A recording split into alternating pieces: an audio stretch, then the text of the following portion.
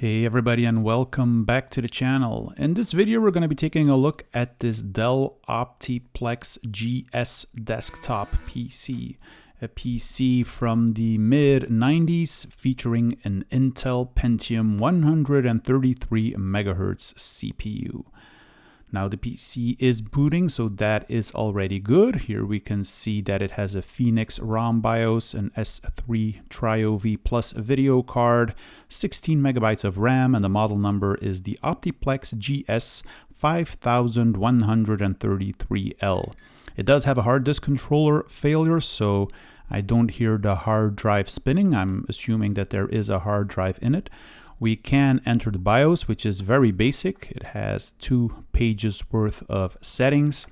So the basic stuff like configuring the drives and some power management. It also mentions the CPU speed here, which is, as I said, 133 megahertz, Pentium CPU, 1 megabyte of video memory, and 16 megabytes of system memory.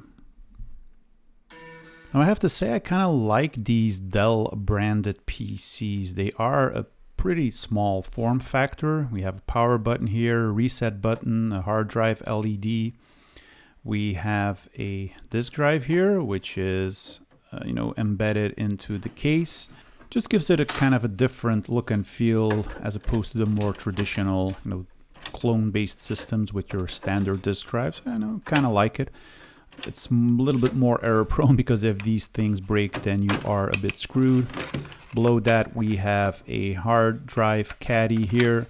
Now the caddy here contains a Western Digital Caviar drive, 1 gigabyte of storage, released in April of 1997. So obviously there is no room in the case anymore for an optical drive, so we'll have to do with that. Has the nice Dell OptiPlex badge here on the case, the Intel Inside Pentium logo, and on the back we have the power supply here. We have a parallel serial port, PS2 keyboard mouse connectors, a second serial port. We've got some additional room here for some audio connectors which aren't populated here, and then the VGA connector, networking card, which is a bit loose here, and a modem card. We've got this little push button here on either side of the case. We just need to push it in, and then we can pull the cover right on up, which exposes the internals of the machine. So let's take a look at those. We have the disk drive, the hard drive caddy. Yeah, you could opt to have an optical drive in place and then move the hard drive to the left. We have the Dell power supply. We don't have a CPU fan, but we do have a fairly large heatsink. We have got some expansion cards here. Has this little lever here to remove this riser card here. So yeah, pretty easy and convenient to get this off. Contains the modem card and a networking card. Yeah, Dell made it pretty easy to do maintenance on this computer, as this entire section just pulls on out. We have 2 16-bit ISA connectors and 2 PCI connectors, but you can only fit 3 cards in here because the PCI connector is shared with the ISA connector. Then you just have to use the case to kind of guide this little bracket down here. And then once it's set, you can pull the lever down and then it will hook right into place. And getting the drives out is just as easy. You don't need to unscrew any screws. There are 2 tabs here that you can kind of pull away, and then the disk drive just pulls right on out.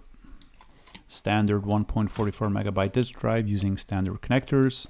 Same goes with the hard drive caddy. It's kind of hooked into place. And just pulls right on out. It's not screwed in, so yeah, very convenient to do maintenance on this machine. So yeah, we will need to look into this caddy because the hard drive wasn't spinning, so either there's something wrong with the caddy, with one of the connectors here. I do have bad experiences with those. I mean, they are pretty error prone. What you basically have is, inside the caddy you have this connector here which combines both the power and the IDE signals, And you know, if something's wrong with like the power connector on the back here, it might be that your hard drive doesn't get power in order to start, which I'm hoping is the case. So here we have the disk drive, you know, a proprietary format for these Dell computers, because you know the eject button needs to align properly, so you just can't replace this with any type of disk drive. So yeah, that's the only downside of these things, but I do like the look and feel once it is embedded into the case. Drive here seems to be a TX drive with your standard floppy drive connectors. Let me go ahead and remove all of the cables here so that we can get a better view of the motherboard. Uses these plastic tabs here to hook it firmly in place. Same with a floppy disk connector. It's sized specifically for this computer. We also have a flat cable here which goes into this small PCB on the front for the power LEDs and the power button and the reset button. We have two power plugs going into the motherboard. One is a traditional 6-pin AT style connector, and then we have an ATX style power plug. Now I do have to say that sometimes Dell uses a non-standard pinout for these things, so definitely look out for that. The Dell power supply has a DC output of 145 watts. And then that basically frees up the entire motherboard, which is held into place with one single screw. So I'm going to be removing that. And then I should be able to slide the motherboard right on out and have a look through. So let's take a look at the motherboard. And we'll start at the back here where we find a parallel and serial port to two PS2 ports, another serial port and a VGA port. What we also have is this big expansion slot here, which feeds into the riser card. So this allows us to have, you know, two ISA connectors and two PCI connectors. We have an S3 video card with 1 megabyte of RAM. So we can upgrade it to 2 megabytes of RAM. It's an S3 Trio 64V Plus. So upgradable to 2 megabytes of video RAM. We have an Intel 430FX or Triton chipset released in January of 1995. A very popular chipset for first-gen Pentium CPUs. We have a coin cell, so no issues with battery leakage. It does need some replacement. We have onboard ID connectors for the hard drives and a floppy drive connector. So yeah, lots of stuff is embedded on this motherboard. We have 16 megabytes of EDO RAM, 2 sticks of 8 megabyte each. We have two power plugs. So we have the traditional ATX power plug and then a single AT style connector. Now tucked away behind this massive heatsink is our Intel Pentium 133MHz CPU, standard version, no MMX. The capacitors, which are located here near the CPU, seem to be in pretty good shape visually. There are also some components which aren't mounted on the PCB, so I'm guessing this was for an optional embedded audio chip here, explaining the unpopulated expansion ports here on the back. So yeah, after cleaning out the case and blowing off some of the dust on the motherboard, it's time to put everything back into place. Now, there are a couple of these standoffs here and cutouts on the motherboard, so we need to align those. So there are 4 of them in total. Once we've done that, we should be able to slide it to the right so that it kind of fits and covers that screw hole here, and then we can screw everything back into place. Now, a quick look at this riser card here. So 2 ISA slots, 2 PCI slots, only 3 expansion cards possible as the ISA and the PCI slot is shared, but yeah, still offers us some room for expansion. And this little hinge here to put everything into place. As far as the expansion cards are concerned, there was one PCI networking card installed here, a Realtek, pretty basic and well-supported networking card. There was also a modem here from Diamond Multimedia Systems. This probably isn't going to be getting any use, but I'm just going to keep it in there just to keep it original. I'm also going to be replacing the coin cell battery, as the one that was included is dead. It's best to do this before you put the riser card back in. Now, it would appear that the reason why we get this hard drive controller error upon startup is due to the fact that the hard drive, which is included in this drive bay, is not spinning at all. It's as if it's not getting any power. So this is something that we need to take a look at.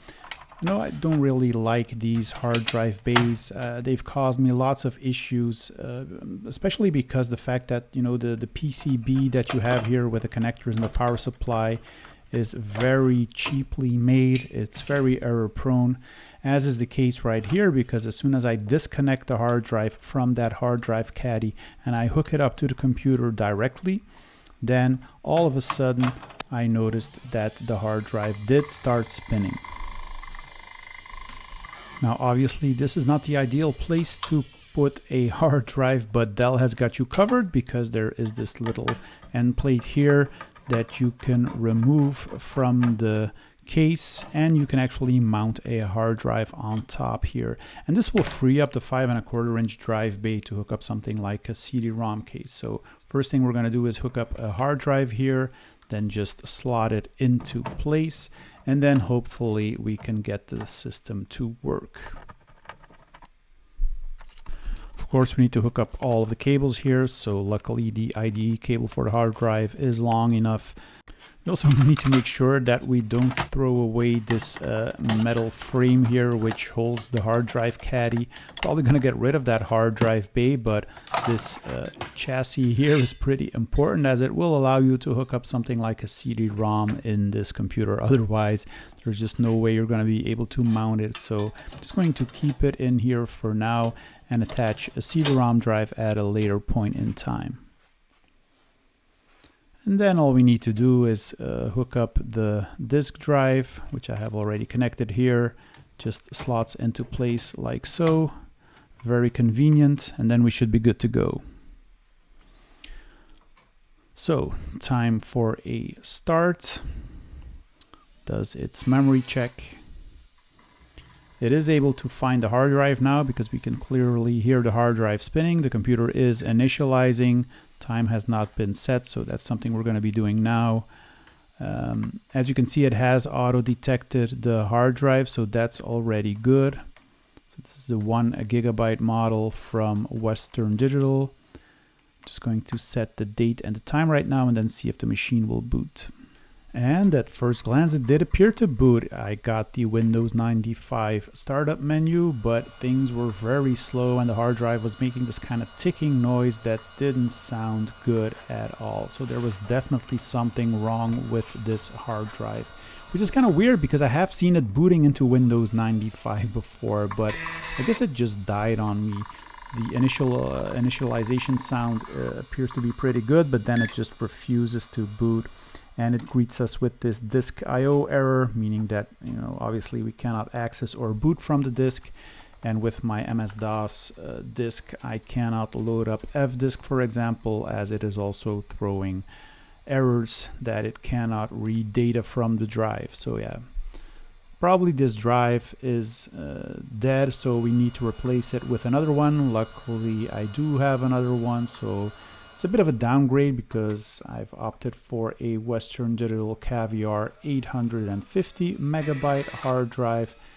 Hopefully that one should be good. I was able to format it using my MS-DOS boot disk without any issues. So yeah, for the moment, what we're left with is a Dell OptiPlex with a very basic MS-DOS formatted hard drive that is able to boot into MS-DOS 6.22, which will basically act as a basis for a Windows 95 installation. So yeah, that's where we're at, and that concludes part 1 of this video, where I gave you kind of a hardware tour of the Dell OptiPlex and got a working hard drive installed in the thing. I'm probably going to be adding a CD-ROM drive and then have a basic Windows 95 installation, as I think that is period correct, and see what we can do with it. Perhaps add a sound card and play some games on it. So yeah, please stay tuned for that. I really hope you've enjoyed this video. If you did, please consider liking it or subscribing to the channel if you haven't already done so. Leave a comment in the comment section below, and I hope to see you guys really soon. Bye bye.